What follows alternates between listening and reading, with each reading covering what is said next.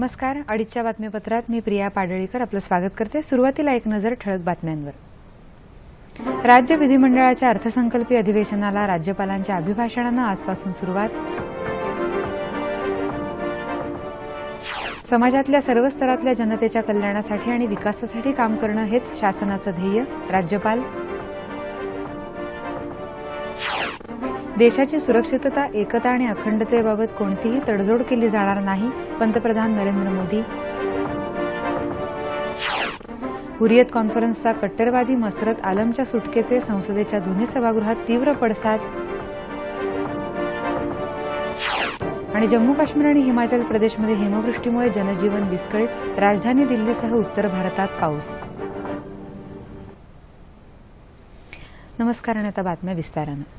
राज्य विधिमंडळाच्या अर्थसंकल्पीय अधिवेशनाला मुंबईत आज राज्यपाल चे विद्यासागर राव यांच्या अभिभाषणानं सुरुवात झाली.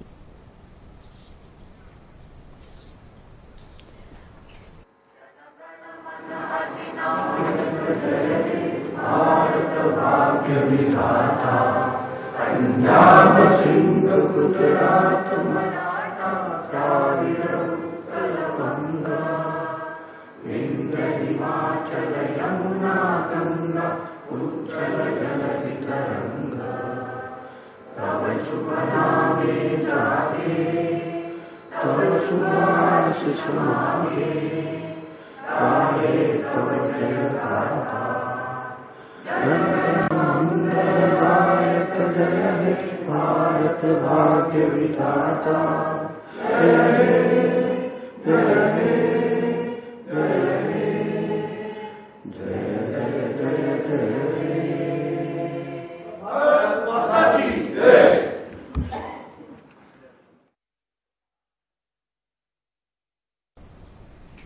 सामाजिक, शैक्षणिक, आर्थिक तसंच सांस्कृतिक क्षेत्रात आपलं सरकार भरीव कामगिरी करत आहे असं प्रतिपादन राज्यपाल चे विद्यासागर राव यांनी विधानभवनात संयुक्त सभागृहासमोर अर्थसंकल्पीय अधिवेशनाच्या प्रारंभीच्या अभिभाषणात केलं.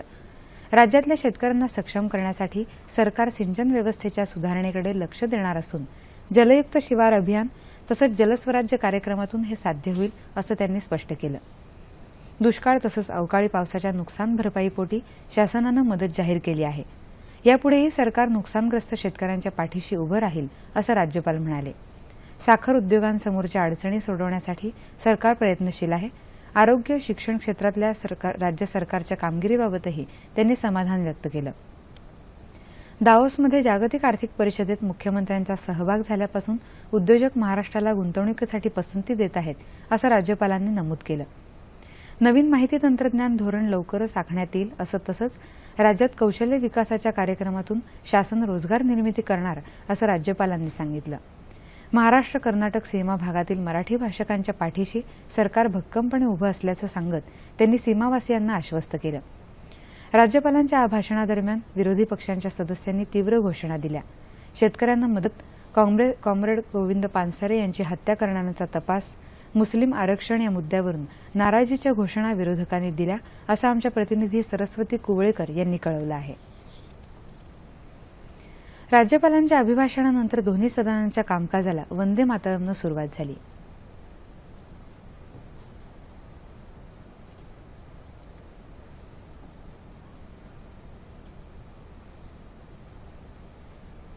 वंदे मातरम वंदे मातरम सुजलाम सुफलाम मलयज शीतलाम शस्य श्यामलाम मातरम वंदे मातरम शुभ्रज्योत्स्ना पुलकितयामिनीं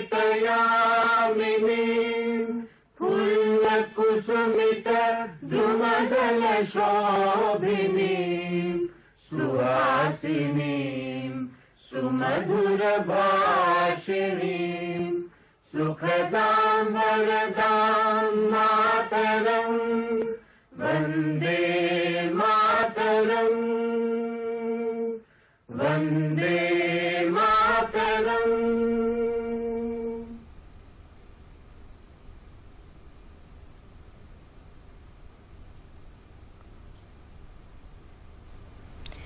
राज्य विधिमंडळाच्या अर्थसंकल्पीय अधिवेशनाला प्रारंभ झाल्यानंतर सुरुवातीलाच दोन्ही सदनात शोकप्रस्ताव मांडण्यात आले.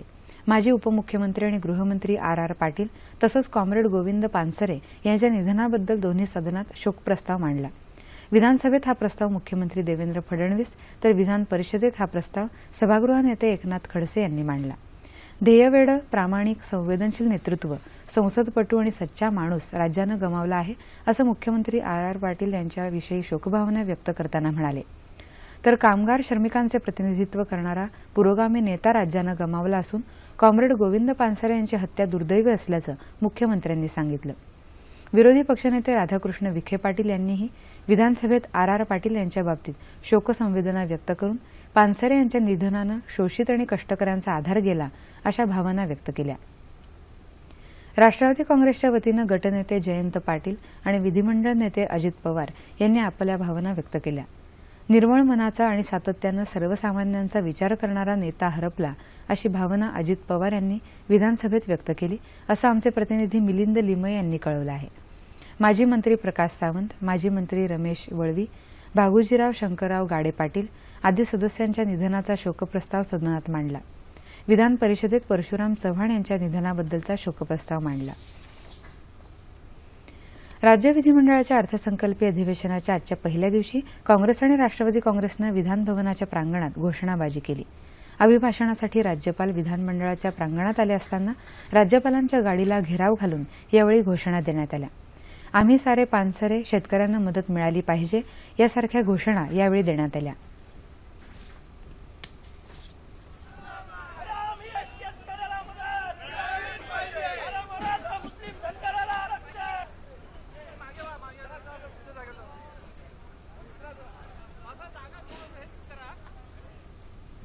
देशाच्या सुरक्षिततेसाठी एकता आणि अखंडतेबाबत कोणतीही तडजोड केली जाणार नाही अशी ग्वाही पंतप्रधान नरेंद्र मोदी यांनी आज लोकसभेत दिली. जम्मू काश्मीरमध्ये हुरियत कॉन्फरन्सचा कट्टरवादी मसरत आलमची सुटका झाल्याचे तीव्र पडसाद आज लोकसभेत उमटले. आलमच्या सुटकेबाबत केंद्र सरकारला माहिती नव्हती. या संदर्भात जे घडतंय ते केंद्राच्या परवानगीशिवाय केंद्राबरोबर कोणतीही चर्चा न करता घडतंय असं स्पष्ट करून सरकार लवकरच या प्रकरणी आवश्यक ती कारवाई करेल असं पंतप्रधान म्हणाले. आलमच्या सुटकेबाबत होत असलेल्या आक्रोशात आपणही सहभागी आहोत आणि हा आक्रोश कुठल्या एका पक्षापुरता मर्यादित नाही तर तो संपूर्ण देशाचा आक्रोश आहे असंही पंतप्रधान म्हणाले. आपण एकजूट करून फुटीरतावाद्यांच्या आणि कायद्याचा दुरुपयोग करणाऱ्यांच्या विरोधात उभं ठाकलं पाहिजे असं आवाहन पंतप्रधानांनी केलं.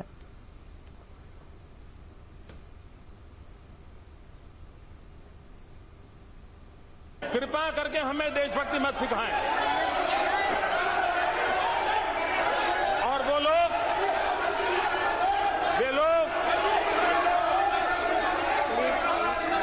जिन लोगों के साथ, और मैं आपको कहना चाहता हूं, हमने कुछ बातों का क्लैरिफिकेशन मांगा है और जैसे माननीय गृह मंत्री जी ने कहा वो क्लैरिफिकेशन आने के बाद वह भी सदन को जानकारी दी जाएगी. और इसलिए मैं फिर एक बार कहता हूं, ये आक्रोश किसी दल का नहीं है, ये आक्रोश देश का है. तत्पूर्वी गृहमंत्री राजनाथ सिंह यांनीही लोकसभेत निवेदन दिलं. जम्मू काश्मीरच्या गृह विभागाकडून आलेल्या उत्तरावर आपण समाधानी नसून यावर अधिक स्पष्टीकरण मागवलं असल्याचं ते म्हणाले. राज्यसभेतही आज या मुद्द्यावरून गदारोळ झाला. त्यामुळे कामकाज 20 मिनिटांसाठी तहकूब करण्यात आलं होतं. कट्टर फुटीरवादी नेता मसरत आलम याच्या सुटकेचा निर्णय पीडीपीनं एकतर्फी घेतला असून अशा गोष्टी सहन करणार नाही असा इशारा भाजपनं पीडीपीला दिला आहे. त्यामुळे या मुद्द्यावरून जम्मू आणि काश्मीरमध्ये आठवड्यापूर्वी स्थापन झालेल्या पीडीपी भाजपा सरकारमधले मतभेद उघड्यावर आले आहेत. ज्या समान किमान कार्यक्रमाच्या आधारे राज्यात सत्ता स्थापन झाली आहे त्या निर्णयाचा समावेश नाही. तसंच हा निर्णय घेण्यापूर्वी भाजपाशी चर्चाही करण्यात आली नाही असं राज्य भाजपाचे प्रमुख जुगल किशोर शर्मा यांनी सांगितलं. मात्र हा निर्णय समान किमान कार्यक्रमाला अनुसरून असल्यावर पीडीपीनं भर दिला आहे.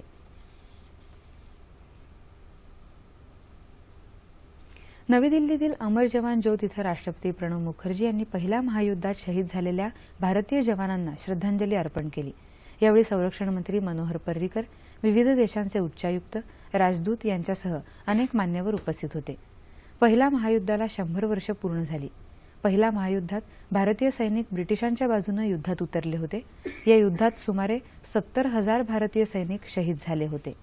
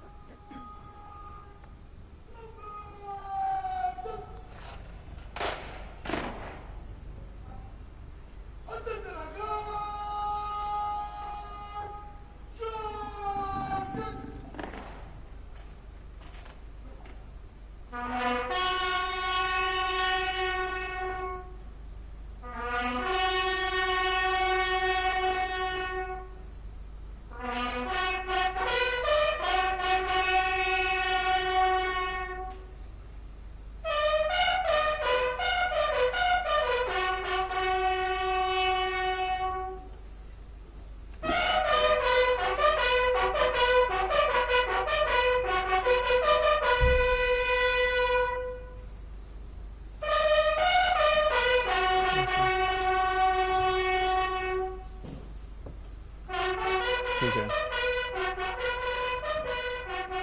ठीक है.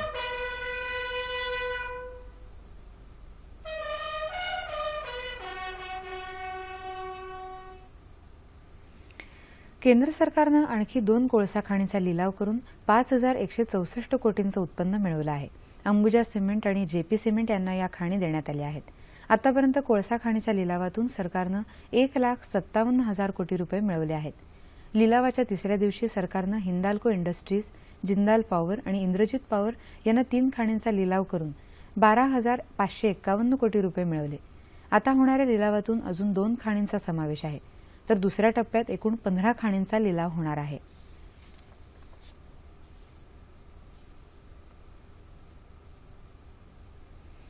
भारताबरोबरचा सरहद्दी संबंधीचा वाद आता नियंत्रणात असल्याचं चीनचे परराष्ट्र व्यवहार मंत्री वांग यी यांनी म्हटलं आहे.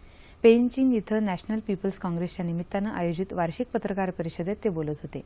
दोन्ही देशांनी सरहद्दीच्या मुद्द्यावर समाधानकारक तोडगा काढण्याकरता परस्पर सहकार्य वाढवण्याच्या दृष्टीनं प्रयत्न केले पाहिजेत, असं वांग यी यांनी म्हटलं आहे. चीन पंतप्रधान नरेंद्र मोदी यांच्या पहिल्या चीन दौऱ्याची प्रतीक्षा करत आहे, असंही ते यावेळी म्हणाले. सत्यम कॉम्प्युटर्सच्या कोट्यवधी रुपयांच्या गैरव्यवहार प्रकरणी हैदराबादमधील विशेष न्यायालय येत्या 9 एप्रिलला निर्णय देईल, असं न्यायालयाकडून सांगण्यात आलं. या प्रकरणी न्यायालय आज निर्णय देणार होतं. सुमारे 6 वर्षांपूर्वी झालेल्या या गैरव्यवहार प्रकरणी सुनावणी दरम्यान 3,000 दस्तऐवजांची पाहणी झाली असून 226 साक्षीदारांची चौकशी करण्यात आली आहे. 7 जानेवारी 2009 मध्ये हा घोटाळा उघडकीस आला. सत्यम कॉम्प्युटर्सचे संस्थापक आणि तत्कालीन अध्यक्ष बी रामलिंगम राजू यांनी हा गैरव्यवहार आपणच केल्याचं कबूल केल्यानंतर राजू यांच्यासह त्यांचा भाऊ बी रामराजू आणि इतरांना अटक करण्यात आली होती. पाण्याचा अपव्यय टाळण्यासाठी आधी पाण्याचं महत्त्व पटणं खूप गरजेचं आहे. नेमकं हेच आम्ही अधोरेखित करणार आहोत पाण्याचं महत्त्व विशद करून देणाऱ्या मुलाखत मालिकेतून. पाणी जीवन, पाणी आयुष्य. मुबलक पाऊसमान असलेल्या आपल्या देशात उन्हाळ्यात मात्र बऱ्याच भागात पाण्यासाठी दाही दिशा असं चित्र दिसतं. या पार्श्वभूमीवर पाण्याचं महत्त्व अधोरेखित करणारी आणि त्या अनुषंगानं सामाजिक वनीकरणाची उपयुक्तता सांगणारी मुलाखत मालिका 12, 13 आणि 14 मार्चला 9:30च्या बातमीपत्रात.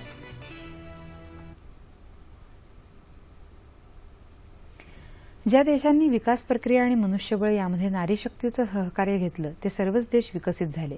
महिलांना सोबत घेऊन विकास प्रक्रिया राबवल्यास आपण दुप्पट वेगानं विकास साध्य करू शकू, असं प्रतिपादन मुख्यमंत्री देवेंद्र फडणवीस यांनी मुंबईत केलं. जागतिक महिला दिनानिमित्त राज्य शासनाच्या महिला आणि बालविकास विभागातर्फे एका कार्यक्रमाचं आयोजन करण्यात आलं होतं. यावेळी मुख्यमंत्र्यांच्या हस्ते सुकन्या योजनेचं सुधारित स्वरूप असलेल्या माझी कन्या भाग्यश्री या योजनेचा शुभारंभ करण्यात आला. केंद्र शासनाच्या बेटी बचाओ बेटी पढाओ या योजनेची अंमलबजावणीही या योजनेमार्फत केली जाणार आहे. या योजनेची सदिच्छा दूत म्हणून अभिनेत्री भाग्यश्री पटवर्धनची निवड करण्यात आली आहे. राज्यातल्या अंगणवाडी सेविका आणि मदतनीसांना जाहीर झालेली मानधन वाढ येत्या एप्रिलपासून लागू होईल असं महिला आणि बालविकास मंत्री पंकजा मुंडे यांनी यावेळी जाहीर केलं.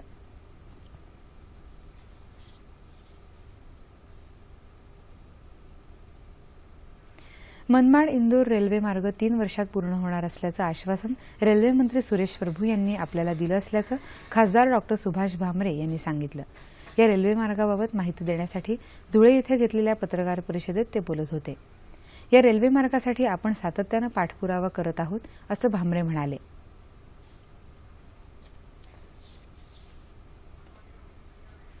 आजारी झालेली, खराब झालेली, ते चांगलं करणं आणि एकदा हे चांगलं झालं तर मनमाड इंदोर सारखे असंख्य प्रश्न त्याच्यासाठी निधी उभारून हा प्रकल्प येत्या 3 वर्षात आपण निश्चितच पूर्ण करू.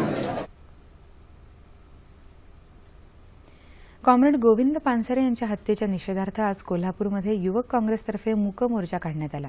पानसरे यांच्यावर हल्ला करणाऱ्या आरोपींना अजूनही अटक झालेली नाही याचा निषेध करत तहसील कार्यालयावर मोर्चा काढण्यात आला. आरोपींना आठवड्याभरात अटक करून फाशी देण्यात यावी, तर आरोपींना अटक करण्यात यश आलं नाही तर मुख्यमंत्र्यांनी राजीनामा द्यावा अशी मागणी युवक काँग्रेसतर्फे करण्यात आली. या हल्ल्यामागील शक्ती आणि संघटनांवर बंदी घालावी अशी मागणीही करण्यात आली. आरोपींना लवकरात लवकर अटक झाली नाही तर युवक काँग्रेसतर्फे आंदोलन छेडण्याचा इशाराही देण्यात आला.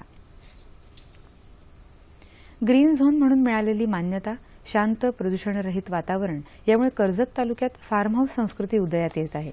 वाढत्या मागणीमुळे इथं नर्सरी, कुंड्या, कारंज, शिल्प, गृहसजावटीच्या वस्तूंना मागणी आल्यामुळे रोजगाराच्या नवीन संधी उपलब्ध झाल्या आहेत.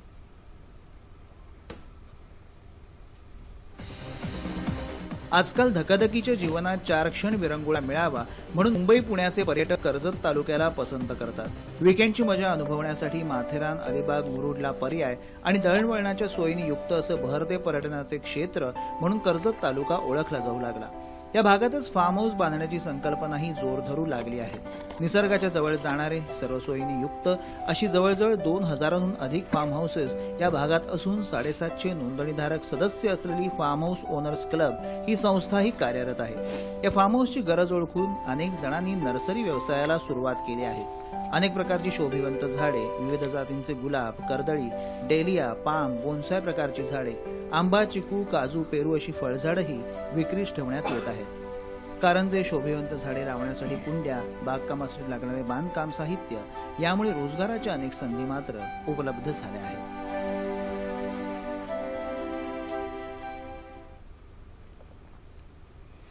राज्यात स्वाईन फ्लूमुळे दगावलेल्यांची संख्या 211वर पोहोचली आहे. आरोग्य विभागाच्या अधिकाऱ्यांनी काल ही माहिती दिली. स्वाईन फ्लू झालेल्या 1901 रुग्णांना उपचारानंतर घरी सोडण्यात आलं आहे. स्वाईन फ्लूवरच्या औषधांचा मुबलक साठा सर्व शासकीय आणि निमशासकीय रुग्णालयात उपलब्ध असून ही औषधं निःशुल्क पुरवली जात आहेत, असं अन्न आणि औषध प्रशासन विभागाचे आयुक्त हर्षदीप कांबळे यांनी सांगितलं. जळगाव इथं आज जिल्हा सामान्य रुग्णालय आणि दर्जी फाउंडेशन यांच्या वतीनं जनजागृती रॅलीचं आयोजन करण्यात आलं होतं. या रॅलीत शासकीय अधिकारी, नागरिक, परिचारिका आणि विद्यार्थी मोठ्या संख्येनं सहभागी झाले होते. जिल्हा सामान्य रुग्णालय आणि जिल्हा परिषदेची आरोग्य यंत्रणा जळगाव जिल्ह्यात स्वाईन फ्लू आटोक्यात आणण्यासाठी प्रयत्न करत आहे. बृहन्मुंबई महानगरपालिका महिला आणि बालकल्याण समिती यांच्या वतीनं सामाजिक, कला, क्रीडा आणि वैद्यकीय क्षेत्रात महत्त्वाचं स्थान मिळवणाऱ्या महिलांना काल पुरस्कार देण्यात आले. हे पुरस्कार महापौर स्नेहल आंबेकर, रश्मी ठाकरे यांच्या हस्ते देण्यात आले.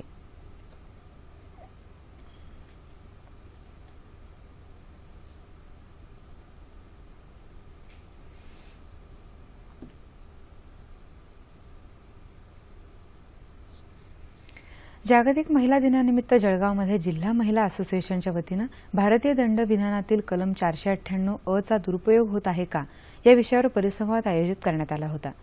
स्त्रियांच्या मानसिक, भावनिक, शारीरिक छळातील गुन्ह्यांमध्ये आरोपी निर्दोष सुटण्याचं प्रमाण जास्त आहे. याचं मुख्य कारण पोलीस यंत्रणेतील गलथानपणा, वेळकाढूपणा आणि पुरुषप्रधान मानसिकता आहे, असं प्रसिद्ध कायदेतज्ञ अॅडव्होकेट मिलिंद सहस्रबुद्धे यांनी यावेळी सांगितलं. जागतिक महिला दिनानिमित्त काल धुळे इथं जिल्हा विधी सेवा प्राधिकरण आणि जिल्हा वकील संघ यांच्या वतीनं मुंबई उच्च न्यायालयाच्या औरंगाबाद खंडपीठाचे न्यायमूर्ती आनंद निरगुडे यांनी महिलांना स्वतःचे निर्णय स्वतःच घ्या, तेव्हा स्त्रीमुक्तीची सुरुवात होईल, असं आवाहन केलं.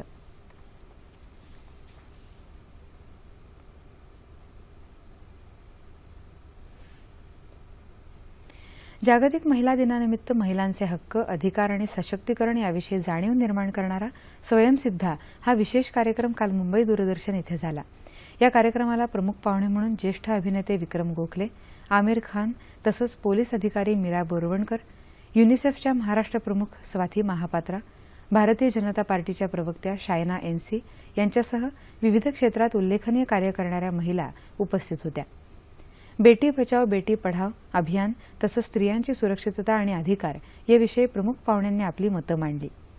आपल्याला जर देशाला पुढे न्यायचं असेल तर महिलांनी पुढे यायला हवं, कारण महिला या कुटुंबाचा केंद्रबिंदू असून त्यांनी प्रगती केली तर देश पुढे येईल, असं मत अभिनेता आमिर खान यांनी यावेळी व्यक्त केलं.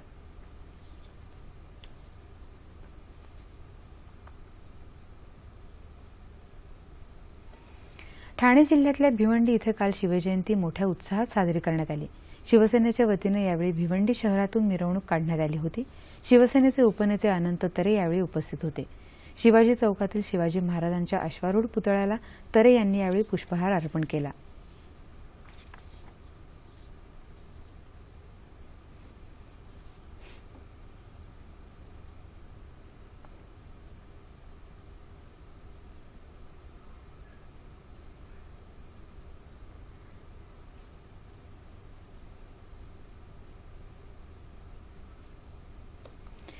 क्रिकेटची बातमी. विश्वचषक क्रिकेट स्पर्धेत अ गटात आज इंग्लंड आणि बांगलादेश दरम्यान सामना होत आहे. इंग्लंडनं नाणेफेक जिंकून प्रथम क्षेत्ररक्षण करण्याचा निर्णय घेतला. फलंदाजीसाठी मैदानात उतरलेल्या बांगलादेश संघाची सुरुवात निराशाजनक झाली. 2 षटकात 2 बाद 8 धावा अशी संघाची स्थिती होती. त्यानंतर सौम्या सरकारनं डाव सावरला. महमूदुल्लानं 103 धावा केल्या तर रहीमनं 89 धावा केल्या. या धावांच्या जोरावर बांगलादेश संघानं 50 षटकात 7 बाद 275 धावा केल्या. 276 धावांचं लक्ष्य घेऊन फलंदाजीसाठी मैदानात उतरलेल्या इंग्लंडच्या संघाची सावध सुरुवात झाली. शेवटचं वृत्त हाती आलं तेव्हा इंग्लंड संघाच्या 2 बाद 104 धावा झाल्या होत्या.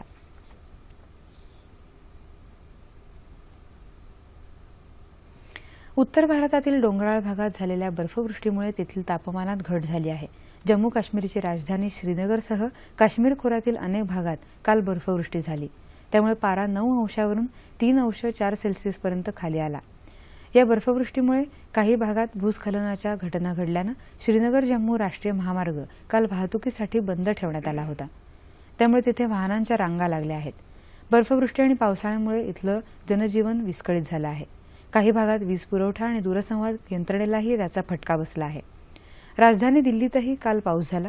या पावसामुळे वातावरणात गारवा पसरला आहे. राज्यात मराठवाड्यात काही ठिकाणी काल रात्री गारपीट आणि पाऊस पडल्याचं वृत्त आहे. येत्या 24 तासात मध्य महाराष्ट्र आणि मराठवाड्यात काही ठिकाणी गारपीट होण्याची तर काही ठिकाणी पाऊस पडण्याची शक्यता हवामान विभागानं वर्तवली आहे. विदर्भातही तुरळक ठिकाणी पाऊस पडण्याची शक्यता आहे. आणि शेवटी ठळक बातम्या पुन्हा एकदा. राज्य विधिमंडळाच्या अर्थसंकल्पीय अधिवेशनाला राज्यपालांच्या अभिभाषणानं आजपासून सुरुवात. समाजातल्या सर्व स्तरातल्या जनतेच्या कल्याणासाठी आणि विकासासाठी काम करणं हेच शासनाचं ध्येय, राज्यपाल. देशाची सुरक्षितता, एकता आणि अखंडतेबाबत कोणतीही तडजोड केली जाणार नाही, पंतप्रधान नरेंद्र मोदी. हुरियत कॉन्फरन्सचा कट्टरवादी मसरत आलमच्या सुटकेचे संसदेच्या दोन्ही सभागृहात तीव्र पडसाद. आणि जम्मू काश्मीर आणि हिमाचल प्रदेशमध्ये हिमवृष्टीमुळे जनजीवन विस्कळीत, राजधानी दिल्लीसह उत्तर भारतात पाऊस. याबरोबरच हे बातमीपत्र संपलं. पुन्हा भेटूया संध्याकाळी 5 वाजता सह्याद्री वाहिनीवर. नमस्कार.